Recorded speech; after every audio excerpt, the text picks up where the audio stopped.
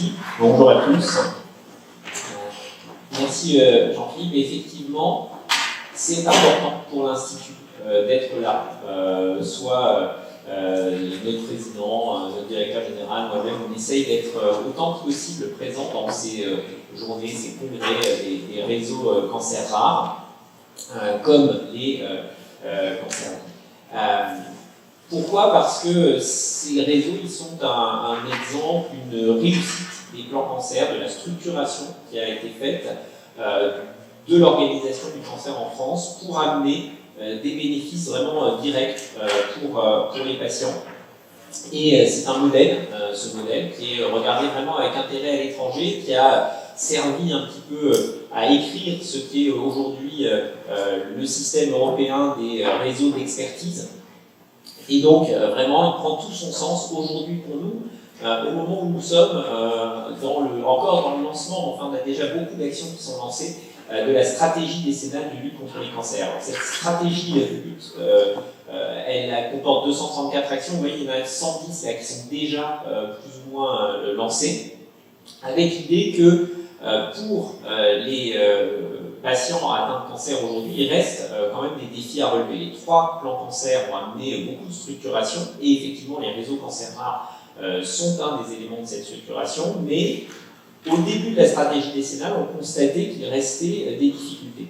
Première difficulté, la prévention, parce qu'effectivement, 40% des cancers sont évitables, et passer ces messages de prévention, c'est vraiment crucial, à la fois pour l'équilibre de notre système de santé, mais évidemment pour tous ces cancers qui pourraient être évités. Alors c'est particulièrement important quand on parle pour un réseau comme le vôtre, qui est un réseau double pathologie, et de se dire que quand quelqu'un rentre dans le système de santé de façon malheureusement un peu plus fréquente, parce qu'il a une affection, déjà, eh bien, on peut essayer d'en prévenir d'autres, et donc c'est tout l'intérêt particulier de la prévention chez les patients qui vont être traités pour une autre maladie, et notamment pour les personnes vivant avec le VIH.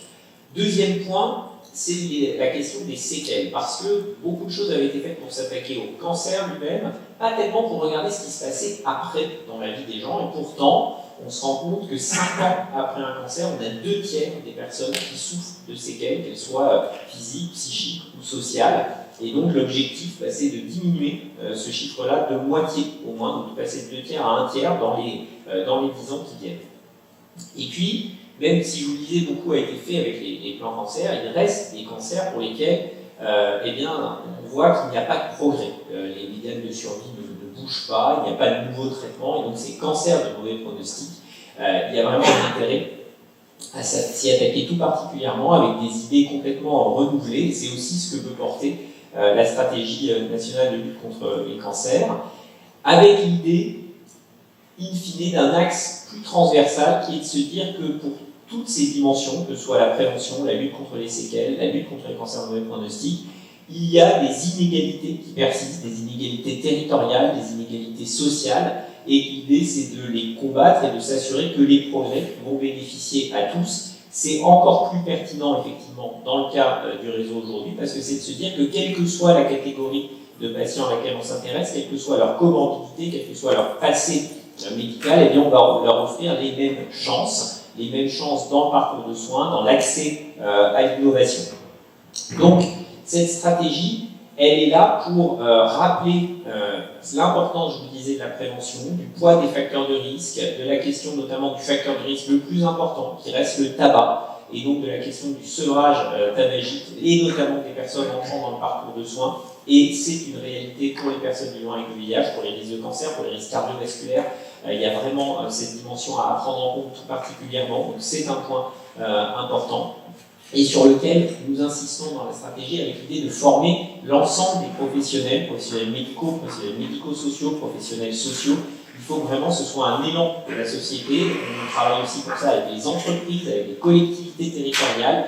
L'idée, c'est que partout, vous ayez la possibilité d'avoir de l'information et d'avoir de l'aide pour sortir de l'addiction au tabac et de sortir plus largement des autres facteurs de risque. C'est aussi de lutter contre des causes de cancer évitables pour lesquelles nous sommes un peu en retard dans notre pays. On en parlera ce matin avec la question de la vaccination HPV, pour laquelle nous sommes tout de même très largement, malgré une augmentation assez nette là, sur les dernières années du taux de vaccination chez les filles, on reste quand même très loin des 85%, 80% de vaccinés que l'on peut avoir au Portugal, en Australie, aussi toujours l'Australie. Je fais toujours exprès de citer le Portugal, parce que l'Australie c'est bien, c'est moins, c'est pas du tout le même système, voilà. Le Portugal c'est à côté de chez nous quand même, c'est l'Union Européenne, voilà, et ils réussissent là où on a échoué, donc c'est important aussi de se le dire, que ces modèles on peut s'en inspirer. Et donc, dans la stratégie, il y a une mesure qui est la mesure qui est justement le repérage, le diagnostic rapide, l'orientation chez les personnes atteintes d'infections chroniques. Alors là-dedans, on met beaucoup de choses, mais y compris les personnes vivant avec le VIH, de façon à ce que ces personnes puissent accéder directement au bon soin au bon moment. Et c'est tout l'enjeu du réseau que de diffuser l'expertise, diffuser la connaissance pour que ce soit le cas, à la fois côté des collègues qui prennent en charge les patients atteints de VIH et côté des collègues qui prennent en charge les patients atteints de cancer, et de bien faire le lien avec la question des co-infections sur lesquelles, là encore, il y a des crédits recherche pour bien comprendre comment, effectivement, c'est la même chose ou pas de se retrouver avec, par exemple, une infection HPV et une co-infection VIH, donc des crédits recherche supplémentaires dans la stratégie. Donc ce côté prévention et compréhension est extrêmement important. Il y a aussi d'autres points qui peuvent intéresser directement ce que vous menez les uns et les autres dans la stratégie décennale, et notamment la question de la désescalade thérapeutique. La question de la désescalade thérapeutique, elle est d'autant plus importante qu'on va avoir des comorbidités, des co-traitements, un risque d'effets secondaires plus important. Donc, deux moyens de développer des projets qui peuvent vous intéresser et que je voulais vous signaler. D'abord, il y a 5 millions d'euros chaque année qui ont été mis au PHRC, au programme hospitalier de recherche clinique, spécifiquement dédié à la désescalade. Donc, toute situation dans lesquelles on voudrait expérimenter des nouvelles techniques qui pourraient permettre de traiter moins avec les mêmes résultats, mais avec moins de séquelles. Et puis un appel à projet pour des techniques qui sont déjà validées scientifiquement, par exemple la radiothérapie fractionnée dans les cancers du sein, et que l'on veut déployer. Donc ça, je vous le cite à dessein, parce qu'il y a eu 2 projets retenus l'an dernier dans cet appel qui est pluriannuel, qui sont des projets, vous voyez, où des centres l'avaient mis en place, uniquement pour leur centre, et là, dans les projets soutenus, ils vont le diffuser à toute une région, voire à plusieurs centres au niveau national, pour qu'il y ait une équité d'accès à ces techniques de désescalade. On pourrait dire encore beaucoup de choses sur les séquelles, mais voilà, je voulais me centrer sur ce concept de désescalade qui est vraiment important, parce qu'on parle beaucoup du traitement des séquelles, mais si on peut éviter les séquelles, c'est quand même mieux. Et puis, il y a la question, je vous disais, des cancers de mauvais pronostic. Dans ces cancers de mauvais pronostic, évidemment, il y a un soutien très fort à la recherche, avec des appels à projets un peu innovants dans leur conception. Mais l'idée, c'est de ne pas attendre la recherche. C'est de se dire que dès aujourd'hui, si pour chaque personne atteinte de cancer de mauvais pronostic, on pouvait faire le mieux possible, appliquer les meilleures recommandations, avoir partout les meilleures pratiques, eh bien, on gagnerait peut-être quelques pourcents de survie seulement, qui sont extrêmement importants. Et donc ça, c'est l'enjeu des travaux qu'on mène à la fois au niveau européen, qui ont été lancés dans le cadre de la présidence française de l'Union européenne, et c'est l'enjeu de 2 appels à projets qui sont en cours de sélection actuellement. Le premier pour avoir des réseaux d'excellence clinique pour ces cancers de mauvais pronostic. L'idée, c'est vraiment de mettre les centres les plus experts en lien entre eux, et même entre eux, on sait que tous ne sont pas au mieux. Certains sont très bien sur le diagnostic rapide, d'autres vont être très bien sur la décision thérapeutique, d'autres vont être bien équipés pour la prévention des ruptures de parcours. L'idée, c'est qu'ils partagent tout ça entre eux et qu'ils infusent ces bonnes pratiques dans les centres de proximité. Et puis, il y a un deuxième appel qui vient de se terminer pour les centres de proximité, pour voir comment ils vont pouvoir gérer le ville-hôpital pour des diagnostics accélérés, pour lutter contre les ruptures de parcours. Donc on sera évidemment attentif dans les résultats de ces appels à projets à toutes les sous-populations d'intérêt, on va dire, qui seront prises en compte, et notamment les personnes vivant avec le VIH qui malheureusement sont touchées aussi par ces cancers de mauvais pronostic, et notamment les cancers du poumon au premier rang. Donc ça, c'est un point important, et dans la liste des choses qu'on aimerait faire pour les cancers de mauvais pronostic et globalement pour améliorer les parcours, il y a aussi un point qui commence, une action qui est lancée cette année sur la conciliation médicamenteuse. C'est un point important, il y a des recos HAS global, il y a des recos HAS en cancéro, et sur le terrain, ça peine à être appliqué. Pourquoi? Probablement par manque de priorisation. Et l'idée que les gens ne savent pas où commencer. Peut-être que les personnes vivant avec le VIH, c'est un bon endroit pour commencer, parce qu'en termes de comédication et de problèmes d'interaction, il peut vraiment y avoir beaucoup de choses à diffuser, à faire savoir à la communauté, et d'avoir des démarches de conciliation médicamenteuse organisées. Ça pourrait réellement avoir de l'intérêt. Alors, pour tout ça, pour travailler tous ces sujets, il y a des organisations qui vont être réformées aussi en partie avec la réforme des autorisations pour traiter le cancer qui arrivent, qui vont assurer une gradation avec des centres qui auront des RCP de recours, qui vont porter une expertise sur des traitements les plus innovants. Et vous voyez cette structuration qui existait déjà, qui se complète un petit peu, elle va continuer au niveau des réseaux cancer rares. Continuer puisque, Jean-Philippe, tu le disais, vous aviez été labellisé au départ en 2014, relabellisé en 2019, et donc on arrive à l'aube de la nouvelle labellisation qui aura lieu pour 2024, qui va donc être réfléchie en 2023, avec l'idée de la mettre en lien avec la stratégie décennale, avec la réforme des autorisations, avec le décret maladies rares qui est paru en 2022 et qui organise, au-delà du champ du cancer, ce qui se fait dans les maladies rares et qui finalement dit des choses qui pour vous sont déjà des évidences.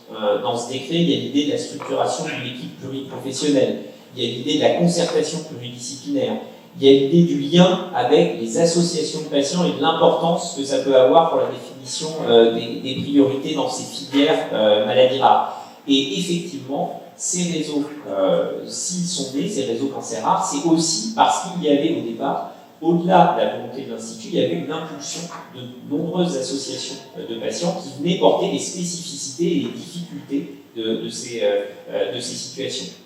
Donc, un contexte plutôt favorable, puisque vous voyez qu'aussi bien les priorités de la stratégie décennale, la question de la gradation et de l'expertise et de cet équilibre entre expertise et proximité dans la réforme des autorisations, ce décret maladie rare, bien tout ça pousse à se dire qu'il y a vraiment intérêt et besoin d'avoir des réseaux cancer rares. Ce d'autant plus qu'on sait tout ce que vous faites, tout ce que vous avez fait, au niveau national, au niveau international, tu en parleras parce que c'est important, l'Europe est aussi en train de se doter de réseaux d'experts avec une joint action qui va consacrer des moyens à ce sujet-là. Les réseaux cancer rares ont été abondés avec un financement qui a été quasiment triplé au niveau européen.